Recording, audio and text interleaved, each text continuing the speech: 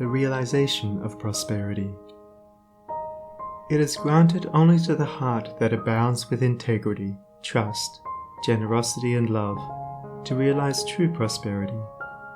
The heart that is not possessed of these qualities cannot know prosperity, for prosperity, like happiness, is not an outward possession, but an inward realization. The greedy man may become a millionaire, but he will always be wretched, and mean, and poor, and will even consider himself outwardly poor, so long as there is a man in the world who is richer than himself. Whilst the upright, the open-handed and loving will realize a full and rich prosperity, even though their outward possessions may be small. He is poor who is dissatisfied, he is rich who is contented with what he has, and he is richer who is generous with what he has. When we contemplate the fact that the universe is abounding in all good things, material as well as spiritual, and compare it with man's blind eagerness to secure a few gold coins or a few acres of dirt, it is then that we realize how dark and ignorant selfishness is.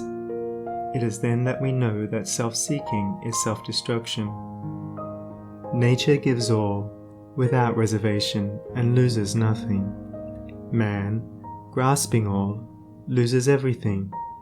If you would realize true prosperity, do not settle down, as many have done, into the belief that if you do right, everything will go wrong. Under all circumstances, do that which you believe to be right, and trust the law. Trust the divine power that is immanent in the universe, and it will never desert you, and you will always be protected. By such a trust, all your losses will be converted into gains, and all curses which threaten will be transmuted into blessings. Never let go of integrity, generosity, and love, for these, coupled with energy, will lift you into the truly prosperous state. Do not believe the world when it tells you that you must attend to number one first, and to others afterwards. To do this is to not think of others at all, but only of one's own comforts. To those who practice this, the day will come when they will be deserted by all, and when they cry out in their loneliness and anguish, there will be no one to hear and help them. To consider oneself before all others is to cramp and warp and hinder every noble and divine impulse.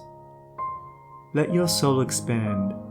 Let your heart reach out to others in loving and generous warmth, and great and lasting will be your joy, and all prosperity will come to you. To possess those inward qualities which constitute goodness is to be armored against all the powers of evil, and to be doubly protected in every time of trial.